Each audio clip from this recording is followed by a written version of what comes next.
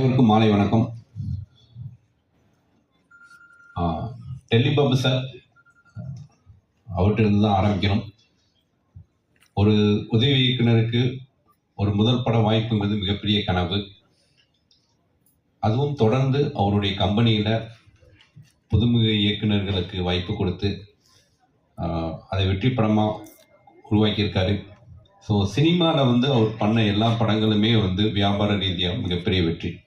அதுக்கு முழுக்க ஒரு சினிமா மிகப்பெரிய அளவுக்கு நேசிச்சது தான். முழுக்க சினிமா மேலே அவர் எந்த அளவுக்கு லவ் வச்சுருந்தாருங்கிறது அவர் கூட ஒர்க் பண்ண எல்லாருக்குமே தெரியும். அவர் தன்னுடைய மரணத்தை அவருக்கு தெரிஞ்சிருச்சு, இன்னொரு 10 நாளில் நம்ம மரணம் அப்படின்னு தெரிஞ்சதுக்கப்புறம் கூட அவர் சினிமாவில் என்னென்னலாம் பண்ணணும் இந்த ப்ரொடக்ஷனில் அப்படிங்கிற அந்த ஃபியூச்சர் பிளான் முதல் கொண்டு தேவ் டீம் துரை டீம் சொல்லிட்டு தான் அவர் இறந்திருக்காரு. அந்தளவுக்கு சினிமா மேலே ஒரு காதல்.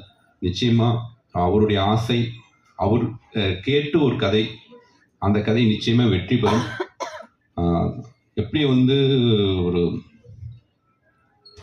இயக்குனர்கள் ஒரு பெரிய கனவோ, அதே மாதிரி ஒரு தயாரிப்பாளருடைய அவர் இந்த படத்தை பார்க்கணும்னு ஆசைப்பட்டிருப்பார் திரையரங்கில்.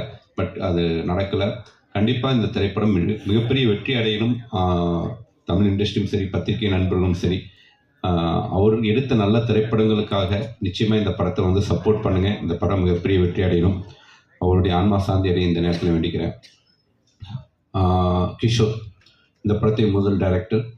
இந்த இயக்குனருடைய அந்த டெய்லருடைய லாஸ்ட் ஷாட், அந்த அப்பார்ட்மெண்ட்டில் லோ ஆங்கிளில் வச்சுட்டு அந்த ஸ்கை காமிக்கிற அந்த ஷாட்டு, அதில் மிடில் கிளாஸ்ன்னு போடக்கூடிய அந்த திறன், கண்டிப்பாக அவர் ஒரு நல்ல இயக்குனர் அப்படிங்கிற அந்த ஒரு ஷாட்டில் தெரியுது.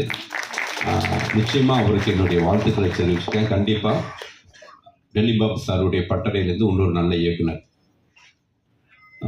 மாதவன், நான் நீ அடையாளமே தெரியல மாதவன்.